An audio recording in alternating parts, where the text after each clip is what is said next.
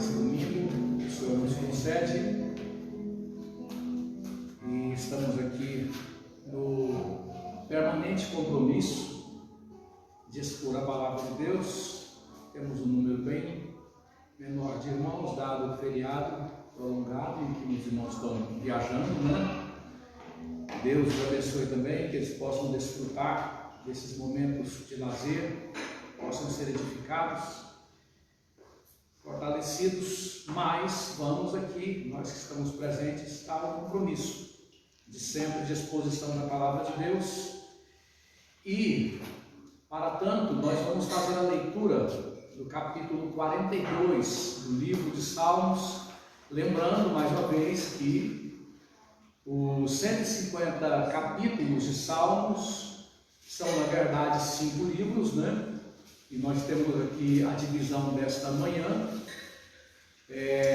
indo do capítulo 42 ao 72, perfazendo o segundo livro de Salmos. No domingo passado, na parte da manhã e na parte da noite também falamos sobre esse segundo livro de Salmos, né? Falamos da rebelião, que é tratada do capítulo 2 ao 16, e falamos à noite também da esperança recuperada a partir do capítulo 16 ao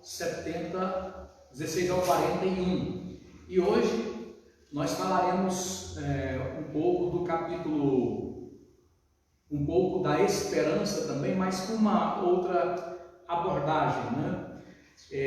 No capítulo 42 nós trataremos da recuperação da verdadeira esperança, e vamos ler rapidamente esses poucos versículos, quando nos diz assim a palavra: assim como o servo brama pelas correntes das águas, assim suspira a minha alma por ti, ó Deus. A minha alma tem sede de Deus, Deus vivo. Quando entrarei e me apresentarei ante a face de Deus? As minhas lágrimas servem-me de mantimento de dia e de noite, enquanto me dizem constantemente: onde está o teu Deus? Quando me lembro disto, dentro de mim derramo a minha alma, pois eu havia ido com a multidão. Fui com eles à casa de Deus, com voz de alegria e louvor, com a multidão que festejava. Por que estás abatido, a minha alma? E por que te perturbas em mim? Espera em Deus, pois ainda o louvarei, pela salvação da sua face. Ó meu Deus, dentro de mim a minha alma está abatida. Por isso lembro-me de ti, desde a terra do Jordão, e desde os Hermonitas, desde o pequeno monte. Um abismo chama outro abismo, ao ruído das tuas catadupas. Todas as tuas ondas e as tuas vagas têm passado sobre mim. Contudo, o Senhor mandará a sua misericórdia de dia, e de noite a sua canção estará comigo. Uma oração ao Deus da minha vida. Direi a Deus, minha rocha: por que te esquecestes de mim? Porque ando lamentando por causa da opressão do inimigo, com ferida mortal em meus ossos. Me afrontam os meus adversários, quando todo dia me dizem: onde está o teu Deus? Por que estás abatido, a minha alma? E por que te perturbas dentro de mim? Espera em Deus, pois ainda o louvarei, o qual é a salvação da minha face e o meu Deus. Quando nós falamos sobre a recuperação da esperança verdadeira, é preciso que compreendamos que o conceito bíblico de esperança é um conceito bem diferente do conceito normal, né? o conceito humano,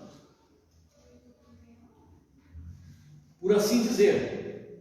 Porque quando se fala de esperança na perspectiva humana, as pessoas elas têm uma visão, por exemplo, da autossuperação. Elas acreditam em si mesmas, né? Fala-se muito da autoajuda, da necessidade de se submeter à terapia a autoajuda como uma terapia, né? Então, tem até livros, tem vários escritores, né? Tem toda uma filosofia muito destilada no meio da sociedade para se levar as pessoas a uma motivação, para que a partir dessa motivação, que é pessoal, é do próprio indivíduo, é do homem, é você mesmo, você tem que acreditar em você, você tem que confiar no seu taco, você tem que prevalecer a partir do seu próprio potencial. Então, aí, a partir disso, as pessoas levam avante uma perspectiva, né, uma possibilidade de superação, que é a esperança humana, né? Então, a confiança em si mesmo, a visão focada no seu próprio potencial, né? Muito comum abordagens como, por exemplo, nunca foi sorte, foi superação, né? Que até aí, que nesse caso, até substitui um outro ditado: nunca foi sorte, foi Deus. Então, põe esse Deus de lado para acreditar-se muito na possibilidade humana. A esperança humana, ela coloca Deus de lado, ela coloca a confiança em Deus de lado. Eu já tive a oportunidade de conversar com pessoas que superaram situações difíceis, e eu disse para essas pessoas, graças a Deus, né? E elas, sem papas na língua, disseram para mim: graças a Deus não, graças a mim, foram meus esforços, foi eu que me garanti, foi eu que corri atrás.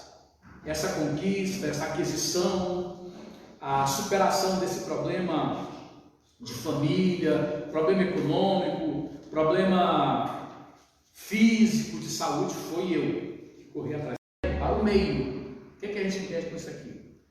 As consequências de substituir-se a esperança em Deus pelas possibilidades e promessas desse mundo trazem consequências gravosas para você, para a sua família e para a sociedade. Ou seja, você compromete você e o meio.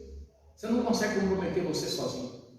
Se arrasta todo mundo para dentro do abismo, para dentro do buraco que você cavou. Então, o Salmos 42, ele discorre nessa direção. Assim como o servo brama pelas correntes das águas, assim suspira a minha alma por ti, ó Deus. Minha alma tem sede de Deus, do Deus vivo. Quando entrarei e me apresentarei ante a face de Deus? Minhas lágrimas servem-me de mantimento de dia e de noite, enquanto me dizem constantemente: onde está o teu Deus? Isso aqui, bem provavelmente, foi a abordagem de Simei, né, o filho de Gera, que quando ele estava fugindo ali de Absalão, juntamente com as tropas que eram fiéis a ele se retirando da capital de Jerusalém. Então, Simei se aproximou, você pode conferir isso no capítulo 15 de 2 Samuel, versículo 5 seguintes, se aproximou, né, jogando terra, poeira, pedras nele, né, e amaldiçoando ele. Simei era da dinastia de Saul, né, o rei que foi morto, né, na peleja contra os filisteus, e agora Davi estava no reino, né? Então ele era a favor da volta da dinastia de Saul, né? Então ele se aproxima e profere várias maldições contra Davi, profere várias palavras de impropério, né, de desacato, né? E largamente ele amaldiçoa Davi. Essa expressão dele, quando ele fala que os inimigos dele diziam constantemente: onde está o teu Deus? Muito provavelmente se remete às palavras de Simei, filho de Gera, né? Porque nesse momento ele está num quadro, numa situação totalmente vulnerável, né? Joabe e o seu irmão Abissai perguntaram para Davi: o senhor quer que a gente com uma espadada só elimine esse indivíduo? E Davi disse: não, deixa ele amaldiçoar. Talvez Deus tenha feito isso. Aí ele está caminhando agora, quebrantado, né, contrito, né, ele está se retirando, né, fugindo do seu filho Absalão, e ele diz para Joabe: não, deixa ele amaldiçoar, não mata não, deixa ele, guarda com a espada. Deus que fez isso aí, isso provém de Deus. Ali ele já está mergulhando, né, numa introspecção profunda, entendendo isso. Eu troquei os princípios da palavra de Deus. Eu substituí a esperança verdadeira por essa situação aí, ó. Eu tinha uma esperança viva. Deus estava cumprindo na minha vida o que Ele prometeu que ia cumprir. Deus me trouxe da condição de pastor de ovelhas, que era um posto execrado, né? De nenhum louvor na sociedade daquela época, de nenhum prestígio. Deus me trouxe uma situação humilhante para a condição de rei, e eu fiz o que fiz, então eu mereço o que eu estou passando, né? Eu sou digno de estar passando pela situação que eu estou mergulhando. Então ele clama a Deus, né? Eles estão dizendo aí: onde está o teu Deus, né? E ele fala que as lágrimas são o mantimento dele, né? Ele fala que agora ele está sequioso, né?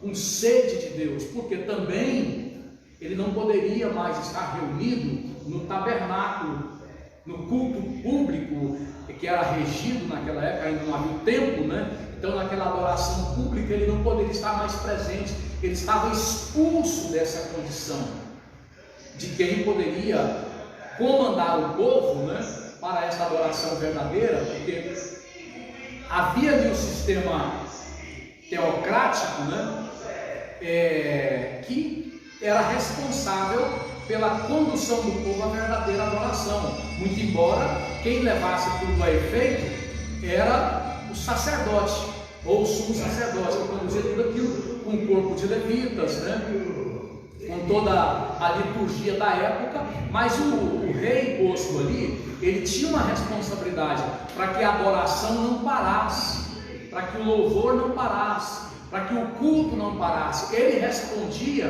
por ser uma figura teocrática, que significa teo, Deus, crático, governo. Então, o governante daquela teocracia, daquele sistema de governo que era teocracia, né? Então, ele fala aqui que ele tem sede de Deus. Por quê? Porque a adoração cessou, a adoração pública, a atitude dele em não permanecer fiel a Deus, em não permanecer focado em Deus, em não permanecer com a sua perspectiva de vida, a sua esperança de vida em Deus, fez com que a adoração nacional também fosse comprometida.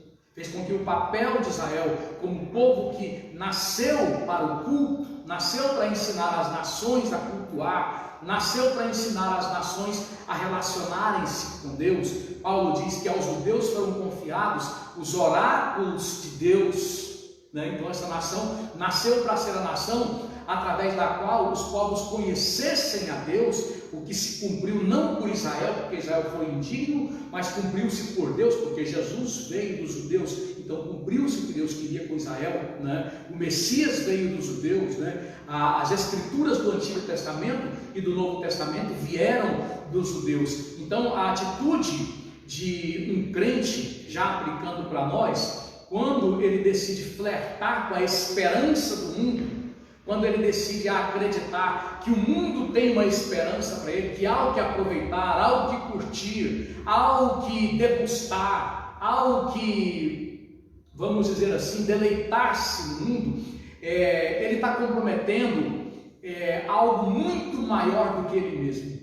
Ele está comprometendo uma realidade que extrapola a realidade dele, porque ele é essa pessoa, como povo de Deus, que veio dizer para uma época, para uma geração na qual ele nasceu, qual que é o sentido de tudo, qual que é o propósito de tudo. Então, a nossa responsabilidade não tem como ser medida. Ela é tão pesada que não tem como ser medida. O valor da nossa responsabilidade, como aqueles que estão focados na esperança unicamente em Deus, ela é de uma importância, não tem como ser mesurado isso.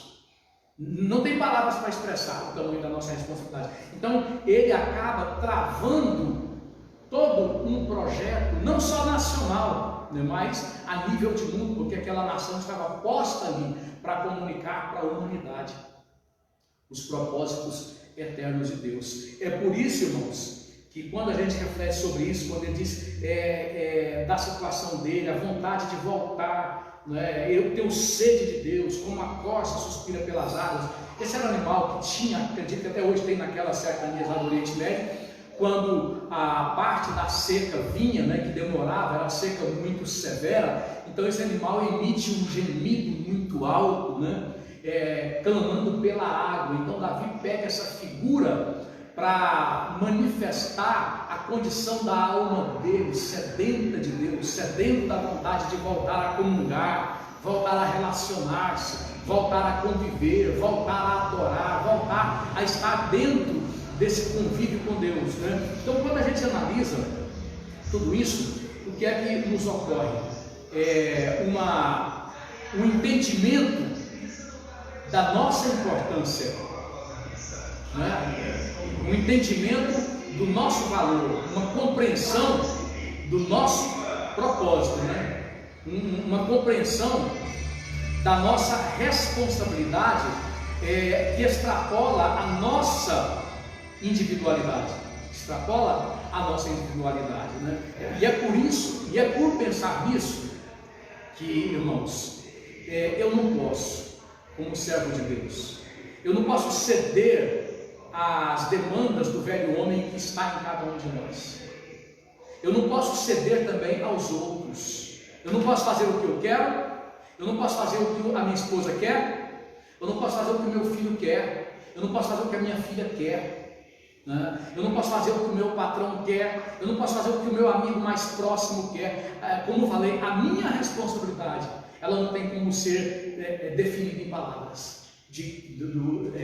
Devido à sua importância, devido ser de uma grandeza tal, ela também não tem condições de ser expressa em palavras. Então, a minha responsabilidade é maior do que a responsabilidade de todo mundo. A minha responsabilidade como homem de Deus, como crente, a sua responsabilidade como mulher de Deus, como homem de Deus, ela não pode ser precificada, né? É por isso que nós somos muitas vezes odiados, perseguidos, porque as pessoas sabem que nós vamos viver aquilo que Deus colocou para que vivamos. Nós não podemos ceder aos seus caprichos, nós não cedemos nem aos nossos caprichos, que dirá aos caprichos dos outros, né? Então, quando pensamos nisso, nas consequências que adveio a Davi, né, nas implicações da atitude dele em flertar com a perspectiva, com a esperança mundana, que aquilo trouxe para ele, trouxe para o povo dele, para a família dele. Então você recobra aí uma compreensão, ainda que mínima, do tamanho da sua responsabilidade, né? Ele prossegue dizendo: minha alma tem sede de Deus, do Deus vivo. Quando entrarei e me apresentarei ante a face de Deus? Minhas lágrimas servem-me de mantimento, de dia e de noite, enquanto me dizem constantemente: onde está o teu Deus? Quando me lembro disto, dentro de mim derrama minha alma, pois eu havia ido com a multidão, menção, né, ao culto público, né? Fui com eles à casa de Deus, com voz de alegria e louvor, e com a multidão que festejava, né? Lembrando o momento em que a nação de Israel estava vivendo esse culto público, essa comunhão, mas tudo foi prejudicado, né? Pelo flerte dele com a esperança humana, né? E na busca da recuperação dessa esperança, o versículo 5 diz: porque estás abatido, a minha alma, e porque te perturbas em mim? Espera em Deus, pois ainda o louvarei pela salvação da sua face. Ó meu Deus, dentro de mim a minha alma está abatida, por isso lembro-me de ti, desde a terra do Jordão e desde os Hermonitas, desde o pequeno monte. Um abismo chama outro abismo ao ruído das tuas catadupas, todas as tuas ondas e as tuas vagas têm passado sobre mim. Ele está contemplando, muito provavelmente, a geografia daquela época, né?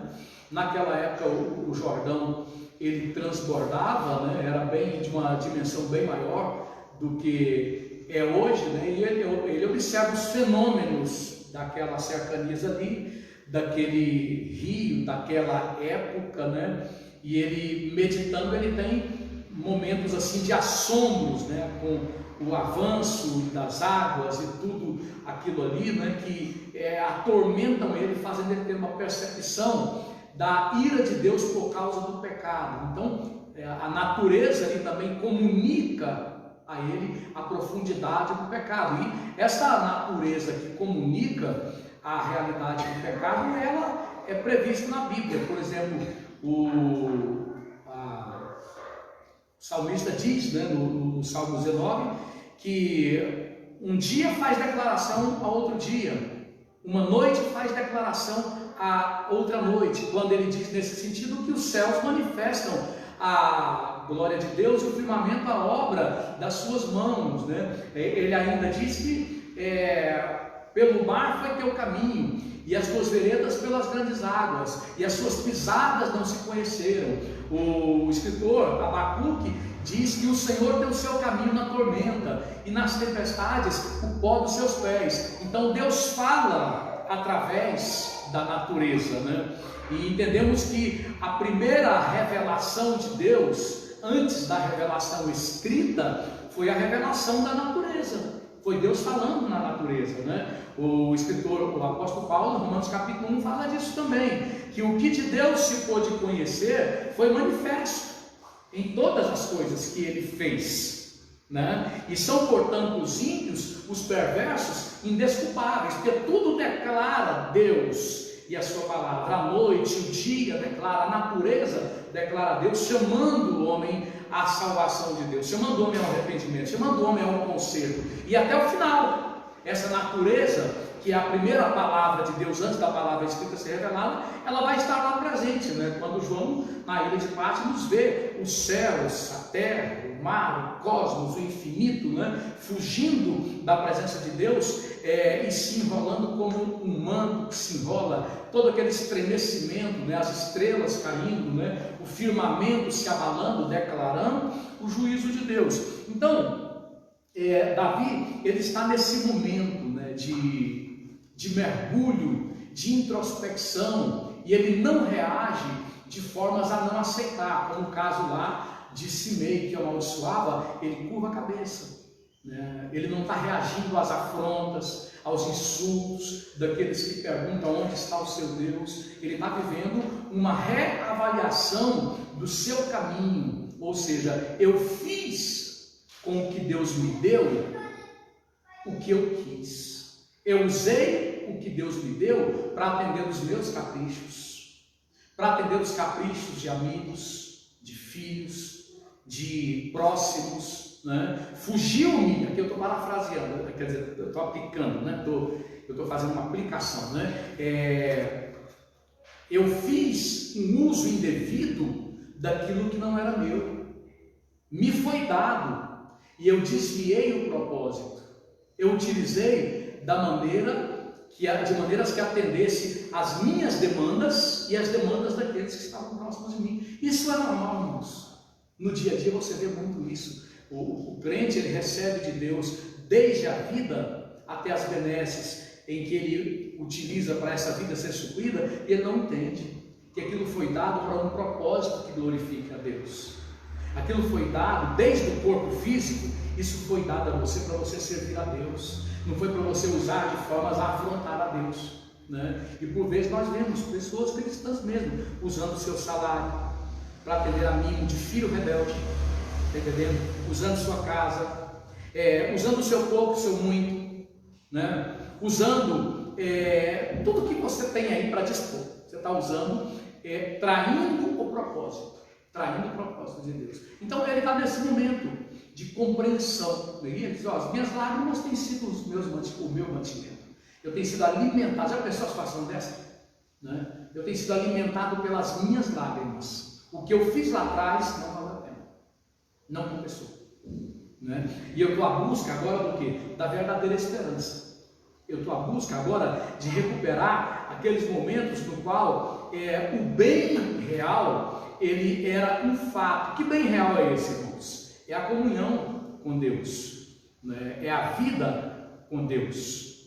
Ele, nessa direção, ele recebe graça para que a esperança verdadeira comece a brotar de novo. Quando ele diz no versículo 6: ó meu Deus, dentro de mim a minha alma está abatida, por isso lembro-me de ti desde a terra do Jordão e desde os Amonitas, desde o pequeno monte, né? O que acontece, irmãos?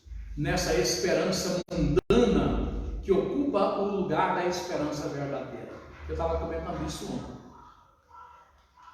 Aquilo que as pessoas entendem como sendo alegria, como sendo prazer, como sendo bem-estar, na verdade opressão. A pessoa está sendo oprimida. Ela está ali naquela situação de envolvimento com o pecado, com o mundanismo, né? Está entre amigos, está sorrindo, está pulando e tal. Na verdade, aquilo ali é a expressão da opressão, está sendo oprimida, né? A pessoa está ali vivendo os resultados de um ganho desonesto. Viu políticos que perderam a vergonha na cara? Viu juízes que se venderam? E demais autoridades que montaram um balcão para dizer que vocês não são nada mais, nada menos do que prostitutas da mais baixa categoria, né? Se vendendo, enfim. Mas a pessoa, ela acha que ela está sendo feliz, ela acha que ela está curtindo. Não, você está sendo oprimido. Isso aí é opressão. Você só está fazendo isso aí porque sua alma está sendo oprimida pelo inimigo que te roubou a alegria verdadeira. Ele te tirou a paz verdadeira, né? Isso para quem tinha, porque muitos nunca tiveram. Então, o inimigo, para você nunca ter a paz, a alegria verdadeira, o prazer verdadeiro, ele te empurra isso aí. Ele te dá essas coisas com as quais você se envolve. Então a pessoa está sendo oprimida. E é interessante que ele diz: oh meu Deus, dentro de mim a minha alma está abatida. É isso. O pecado, ele não concede alegria. O pecado faz abater, o pecado faz oprimir, né? As pessoas saem numa sexta-feira para a gandaia, para a balada, para tudo. Depois que tudo termina, né? Depois que ele sabe que na segunda-feira eu vou ter que trabalhar, aí fica ali aquela condição de ressaca, né? E o inimigo ali oprimindo a pessoa. E depressa ele quer que o próximo final de semana chegue para ele fugir da realidade, porque a realidade é a opressão. Ele quer depressa que chegue o próximo final de semana para ele fugir da realidade opressiva. Eu até tenho dito que a maioria dos casos de depressão e ansiedade do nosso tempo não tem uma origem orgânica. A origem é espiritual. A origem é opressão, é o inimigo. O mundo jaz no maligno. O mundo está oprimido pelo diabo. Então, a pessoa oprimida pelo inimigo, ele enferma-se no espírito, na alma e no corpo. Até entre os psicólogos, os psiquiatras, há esse consenso. Pelo menos 70% das doenças têm uma origem psicossomática. E Davi está falando de uma alma abatida, porque o pecado, ao invés de verdadeiramente alegrar, o pecado arrebenta com toda a estrutura do ser. O pecado arrebenta o espírito, arrebenta a alma, arrebenta o estado emocional, psicológico, arrebenta o corpo, arrebenta com tudo, né? E ele coloca essa expressão, né, olhando para a natureza ali, para a condição talvez revolta daquelas águas, né? Um abismo chama outro abismo, ao ruído das suas catadupas, todas as suas ondas, as suas vagas vêm passar sobre mim. Ele se vê no meio daquela condição revolta da natureza ali, sendo jogado, atirado de um lado para o outro, né? Me lembro de uma vez que uma mulher de programa ligou para a gente, trabalhando no táxi. Ela sabia que naquela época, naquele lugar, a maioria dos motoristas eram evangélicos, né? E ela ligou e falou: olha, eu queria que dois de vocês viessem aqui na minha kit, na kit lá onde ela fazia os programas dela, né? E ela disse: não é corrida não é nada não, eu queria oração, porque os medicamentos não estão resolvendo, eu não estou conseguindo dormir, eu estou quase ficando louca, né? Eu fui lá, eu e o pastor na época, e aquela mulher chorando e falando da canção dela, da situação triste dela, e a gente pregava para ela, em meio às lágrimas, né? E ela ouvia, e ela deu uma pausa na minha fala, e disse assim: eu sei que você está falando a verdade, só que tem um problema. Se eu seguir o caminho que você está falando, vou ter que largar a balada, né, as noitadas, as cervejas, as rodadas de cerveja, meus prazeres, meus amigos, que eu gosto disso. E falava disso chorando, né? Ou seja, eu sei no profundo do meu ser que é isso, mas eu decido caminhar mais tempo nesta condição de mendiga, né? Nessa condição de pedinte do inferno. E a realidade de muitas pessoas, no caso de Davi, ele dá a volta por cima, né? Quando fala-se da recuperação da verdadeira esperança, o versículo 8 ele diz: contudo o Senhor mandará a sua misericórdia de dia e de noite, a sua canção estará comigo. Uma oração ao Deus da minha vida. Ele está dando a volta por cima, porque ele diz: não, a minha canção, o meu prazer, a minha alegria, o que realmente alimenta a minha alma, o que realmente me preenche é o Senhor, né? É aquilo que Jesus diz lá em João capítulo 7, versículo 37. Se vocês vierem a mim, eu farei com que do seu interior fluam rios de água viva. Ô amigo, o prazer que você está procurando está em Jesus. A alegria que você está procurando está em Jesus. O consolo que você está procurando só está em Jesus. A paz que você está procurando está em Jesus. A diversão verdadeira, a alegria verdadeira, o mundo nunca te deu e nunca vai te dar. Ninguém dá o que não tem.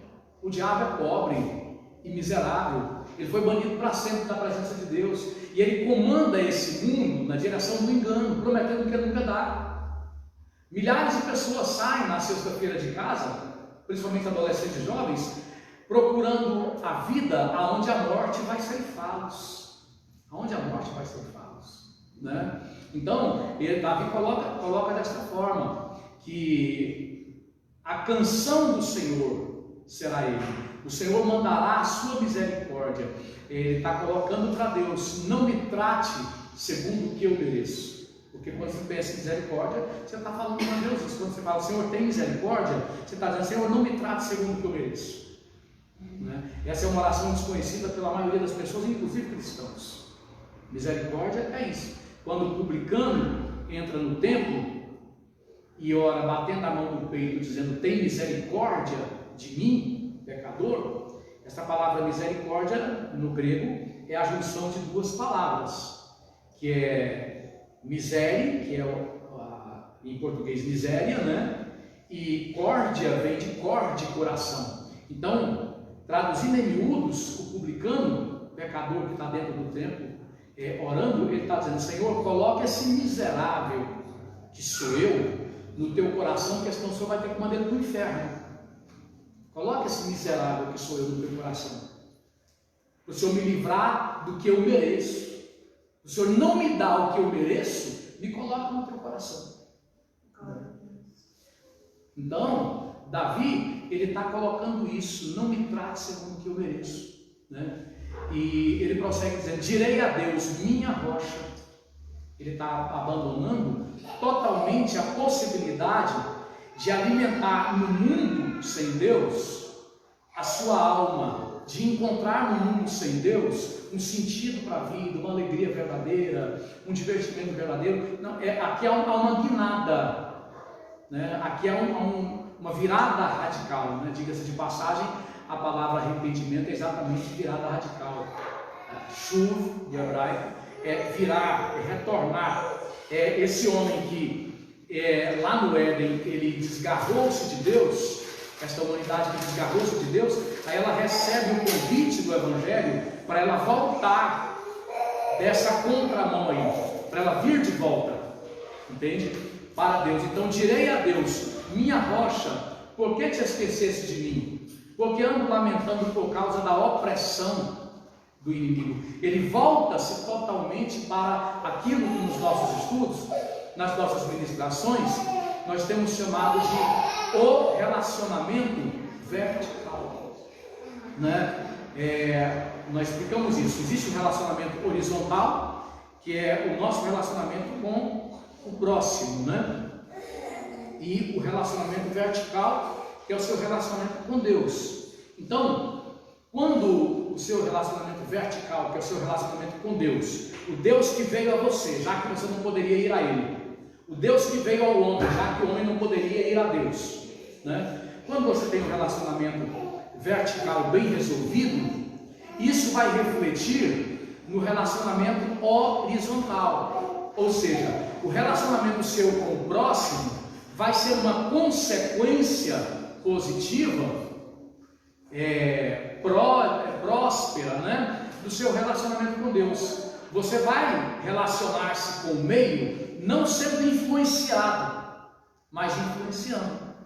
Você vai relacionar-se com o meio mostrando os valores que você recebeu desse convívio com Deus. Você não vai ser, no meio em que você vive, uma marionete, que é o que acontece. Quando a pessoa não está bem relacionada com Deus, ele é um transformista, né? Hoje ele busca aparecer com fulano, com ciclano, com Beltrano, amanhã aparece com A, com B, com C. As pessoas sempre estão procurando parecer com alguém, né? As pessoas sempre estão procurando o rosto de alguém, porque elas estão numa crise contínua de identidade. Mas aqui Davi mostra uma definição sólida, né? Está bem resolvido em termos identitários. Hoje fala-se muito disso, né? Questão identitária, e não tem como nas nossas pregações a gente não abordar isso, porque é o que está acontecendo. O inimigo está dizendo para as pessoas que elas podem ter N identidades, né? Hoje fala-se de trocentos gêneros, né? Do gênero fluido até. A pessoa de manhã pode ser homem, à tarde pode ser mulher, no outro dia pode ser outra coisa, por isso vai. Mas Davi está falando da sua condição identitária. Aqui quando ele diz, direi a Deus, minha rocha, ele está bem resolvido. Nessa oração ele mostra-se que ele está recobrando a totalidade da sua consciência para com Deus, da sua identidade também.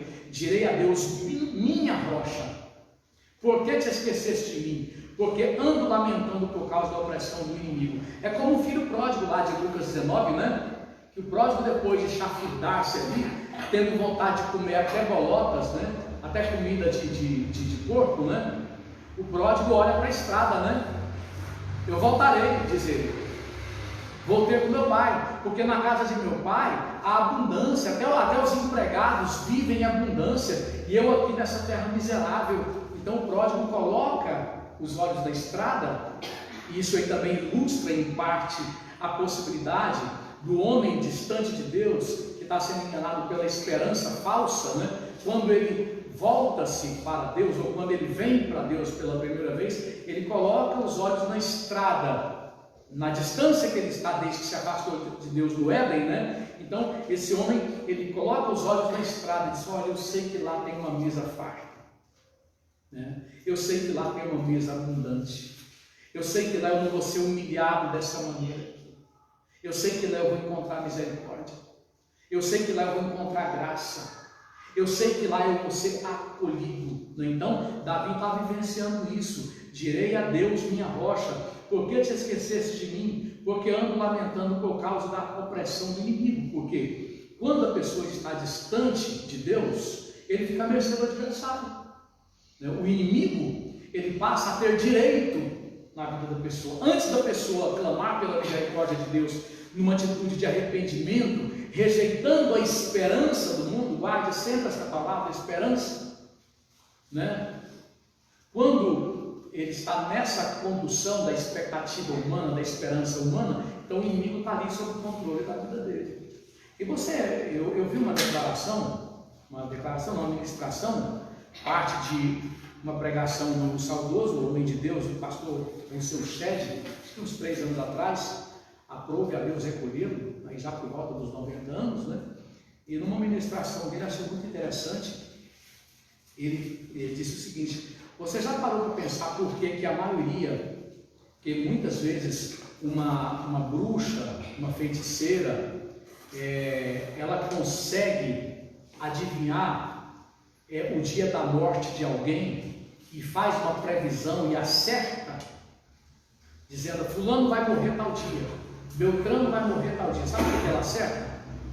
Hebreus capítulo 2, versículo 14 seguintes, diz o quê?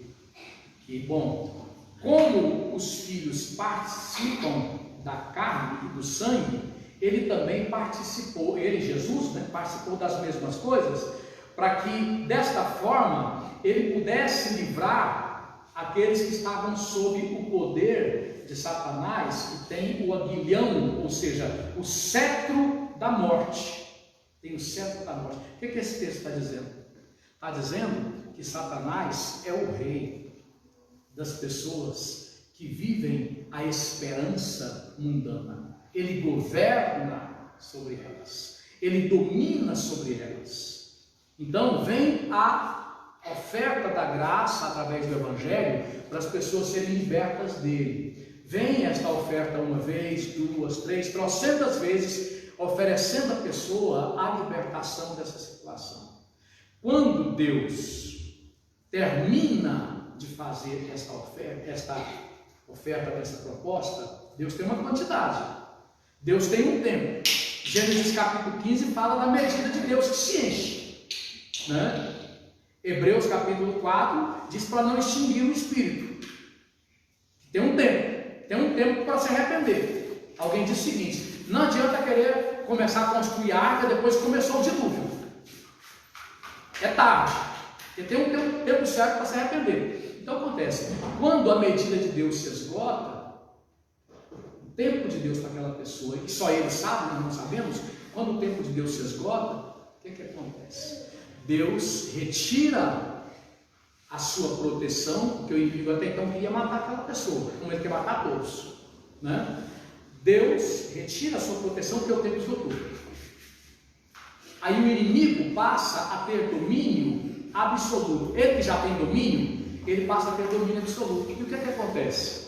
Ele vai ter possibilidade de quê?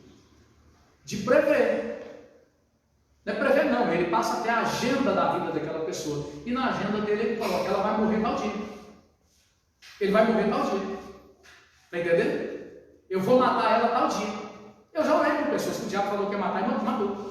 Eu já ministrei, expulsei demônio da vida de pessoas, quer dizer, Jesus expulsou, nos usando. E antes de ser expulso, o demônio falou, vou matar. Eu conheci pessoas, não conheci um cara, conheci pessoas. Que o inimigo falou que ia matar e matou. Ou seja, ele tinha o dia certo daquela pessoa, porque Deus não estava mais ali. Tá? As oportunidades se foram, né? Então, o que acontece? Nós temos aqui essa expressão de Davi dizendo que o Senhor é a rocha dele, né? E ao mesmo tempo ele lamenta por causa da opressão do inimigo. Em tempo hábil,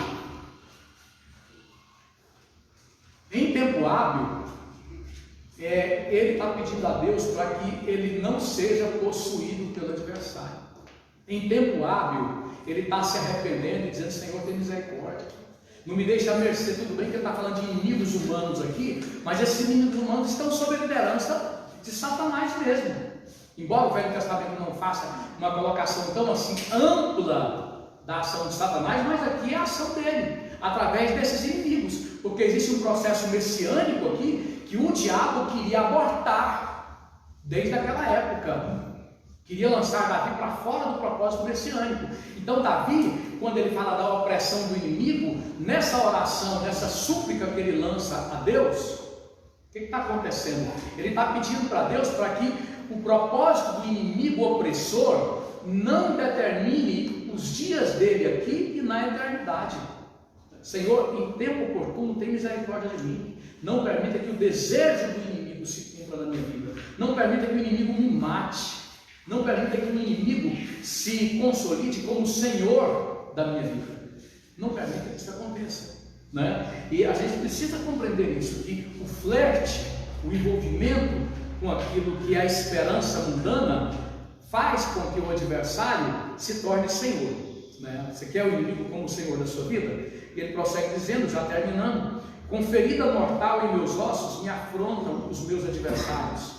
Quando todo dia me dizem, onde está teu Deus? Quer dizer, há aqui um tratamento, né, em que Davi, ele se apercebe de que ele fez com que o nome do Senhor fosse zombado, foi escarnecido. Os inimigos zombando de Deus, por causa da brecha, da abertura que ele deu. Onde está o teu Deus? O Evangelho, por vezes, é ridicularizado por crentes que fizeram concessões ao adversário e ao invés da sua vida ser uma vida que enaltecesse a Deus, como diz Jesus, brilhar em vossa luz diante dos filhos dos homens, para que eles vejam isso e glorifiquem ao vosso Pai que está nos céus. Então agora o inimigo está perguntando, por causa do seu mau testemunho, onde está o teu Deus? Né? Você se tornou objeto de zombaria. Isso aqui é diferente de quando o crente é escarnecido pelo seu testemunho verdadeiro, fidedigno. Esse é um contexto no qual o inimigo está zombando porque ele deu brecha, né? Ele armou o inimigo para zombar de Deus, através desse envolvimento com o mundanismo, através desse envolvimento que o levou a ter uma perspectiva, uma esperança mundana de vida, levando-o a envolvimentos trágicos na sua vida, né? Então, ele está passando por todo um tratamento no qual ele reflete, ele repercute a condição da sua alma em oração nessas palavras de salmos como esse aqui e outros salmos, né, que ele coloca de igual modo, Salmos 34, né, salmos de bastante quebrantamento, Salmos 51, os Salmos 30 também, vários outros, né, em que é posta a condição de quebrantamento, de arrependimento, de súplica, né, sendo o Salmo 51 a maior expressão de quebrantamento que existe na Bíblia por parte de Davi, né? Então Davi ali ele é usado para que a maior expressão de arrependimento aconteça na Bíblia, né? No Salmo 51, e ele continua: por que estás abatida, ó minha alma, e por que te perturbas dentro de mim? Espera em Deus. Olha a esperança aí, ó. Pois ainda o louvarei, o qual é a salvação da minha face e o meu Deus. Uma verdade que nós podemos e devemos trazer para as nossas vidas desse último versículo é que o Evangelho verdadeiro, o Evangelho de Cristo, ele aborda o pecador com duas ferramentas, vamos assim dizer. É a ferramenta do confronto. O Evangelho verdadeiro, ele confronta a pessoa. O Evangelho verdadeiro, ele questiona profundamente o pecador. Ele lança em rosto o pecado, não é? Ele aborda o pecador na esfera da sua índole, das suas práticas, né? Do seu ser pecaminoso. Um evangelho que foge da ministração da teologia do pecado, ele pode ser chamado de qualquer coisa, menos de evangelho. E a gente vive dias difíceis, porque não poucos movimentos que se intitulam igreja não pregam mais sobre o pecado. Eles perceberam que sem a doutrina do pecado, a igreja está enchendo. A igreja está indo muito bem, sem a doutrina do pecado. Então resolveram tirar. Você viu dias atrás, a pasteira, né? Eu chamo assim, não é pastora. Eu sou contra, eu tenho um problema, né? Assumo com a minha própria denominação, eu não creio no ministério pastoral feminino. Por motivos bíblicos mesmo, eu não creio. Então, aí a pasteira Sônia, da Renascer, colocando claramente que não pode dizer que o homossexualismo é pecado. Ela gravou um vídeo, e no vídeo ela coloca essa pergunta: gay vai para o céu? E ela, de uma forma muito romântica, né, muito pegajosa, ela diz: eu não julgo ninguém não, Deus não julga ninguém não, Jesus não julga ninguém não. Rasgou a Bíblia, que o ministério dela vai bem, está enchendo, tem muito dizimista, tem muito ofertante, ela não quer problema. Não pode falar que o homossexualismo leva ao inferno. Não é nem homossexualidade, né? Já que não existe a ordem cromossômica gay, é homossexualismo mesmo, é a prática do homossexualismo, leva para o inferno. Está tipificado como todo e qualquer pecado. Olha, como disse aquele pregador americano que veio aqui, né? Homossexuais, se não se arrependerem, eles têm um lugar garantido no inferno.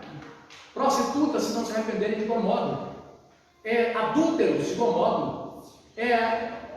Pedófilos, de igual modo. Assassinos, de igual modo. Ladrões, quem furta. Toda pessoa que está na prática de qualquer pecado, e o gay não é exceção, se não se arrepender, tem um lugar garantido no inferno. 1 Coríntios capítulo 6, várias outras passagens tratam disso abertamente. Aí a dona Sônia, né, diz que não pode julgar. A gente não julga não, a gente só fala do que a Bíblia diz. A Bíblia diz que os gays vão para o inferno, igual vão para o inferno de todos os outros pecadores que não se arrependeram, né? O Iago Martins, né, que eu não chamo ele mais de pastor, né, um homem muito assim douto do domínio do grego, do hebraico, um doutor, uma pena. O Iago Martins também tem esse posicionamento, falou em palavras claras, a plenos pulmões. Talvez eu vou terminar os meus dias de vida sem chegar nem a terça parte de conhecimento que Iago Martins tem. Mas infelizmente ele consagrou esse conhecimento bíblico a Satanás, quando ele diz que, biblicamente falando, ser gay não é pecado. Está entendendo? Então acontece, você vive em épocas em que estão tirando a cruz do cristianismo. Jesus diz: quer vir após mim, negue-se a si mesmo, toma cada dia a sua cruz. Estão tirando a cruz do cristianismo. É um cristianismo sem cruz, então logo não é cristianismo, né? Quando Davi ele fala do consolo de Deus, minha alma está batida, porque te perturbas dentro de mim, espere em Deus, pois ainda louvarei, o qual é a salvação da minha alma, meu Deus. Então acontece, esse homem ele está lidando com um confronto. O evangelho do confronto está aqui. Ele foi confrontado pelo profeta Natan, a partir do capítulo 12, que o censurou terrivelmente, colocou o pecado. Ele aceitou o confronto, ele aceitou a exortação, ele aceitou o evangelho que bateu nele, a palavra que o fustigou, para agora, depois que ele aceitou esse evangelho que fustiga, que confronta, que lança em rosto o pecado, que diz que o pecado vai levar para o inferno sim. Davi chegou a um ponto, quando ele ouve Natan falar do pecado dele, Natan diz para ele: não morrerás. É porque naquela época, o crime de adultério e de assassinato, que ele praticou os dois, ele tinha que morrer apedrejado, segundo a legislação daquela época. Segundo o direito daquela época, tinha que morrer apedrejado. Então, Davi ali, ele entendeu: ué, eu vou ter que morrer então. Imagina Davi falando para Natan: eu vou ter que morrer. Ele aceitou a repreensão, então, para Natan, ele vai entender o quê? Eu vou ter que morrer, me entregue para o povo para eu ser lapidado, para eu ser apedrejado. Quando Natan diz para ele o quê? Não morrerás, o Senhor trespassou o seu pecado. A misericórdia prevaleceu sobre o juízo. Não vai acontecer com você o que você merece, não vai acontecer o que você merece. O Senhor trespassou o seu pecado. Então, ele fala para si mesmo, disso. Porque estás abatida, a minha alma? Espera em Deus. Eu vou voltar para a adoração verdadeira. Eu vou voltar para o louvor verdadeiro. Eu vou voltar a congregar com o povo. Eu vou voltar para o culto que Deus preparou para toda a nação de Israel. Isso vai ser restaurado, Ele está sendo agora consolado, mas primeiro ele foi o quê? Confrontado, O que acontece? Se você tem só o confronto, só o evangelho que confronta, e não tem o evangelho que consola, aí não funciona. Não tem jeito. O evangelho que confronta é o evangelho também que abraça o pecador, que afaga, que estende a mão. Você quer levantar mesmo? Você quer mudar mesmo? Me estenda a sua mão, vou te ajudar, vou te carregar. Você está com dificuldade, você não está conseguindo, mas quer, porque tem gente que não quer, Tem gente que só quer te cansar, quer te sugar, e não quer um compromisso com Deus mesmo. Quem quer, consegue. Porque se quer e não consegue, então o evangelho não é verdade. Que história é essa? Eu quero, pastor, mas eu nunca consigo. Não, você nunca colocou o seu querer a serviço da consciência cristã. O dia que você colocar o seu querer a serviço da consciência de necessidade, funciona. Então você nunca fez isso. Não diga que você está vivendo uma busca verdadeira que você não está vivendo. Então, mas você quer? Me estenda as mãos, vamos caminhar junto, vamos te carregar. Entende? Então o evangelho verdadeiro, o que ele faz? Ele confronta o pecador, e ao mesmo tempo, quando o pecador quer mesmo, esse evangelho afaga, consola, conforta, carrega a pessoa. Nós, como igreja, como servos de Deus, descobrimos que a pessoa que está no pecado quer para valer, ele quer mesmo, nós temos a obrigação de ir com ele até as últimas consequências. Ele quer, então nós vamos com ele. Nós vamos atravessar o inferno e o céu com ele, se ele quer para valer. Se o querer dele está a serviço da consciência da miséria que ele está vivendo. Então aqui, Davi está vivendo essa realidade. Por que estás abatido, a minha alma? E por que te perturbas dentro de mim? Espera em Deus. Sempre há esperança verdadeira para a pessoa que se quebranta, que se humilha, que aceita a correção, que de fato se arrepende. Então, é aqui a palavra que Deus nos deu sobre arrependimento, que ela possa abençoar poderosamente a sua vida.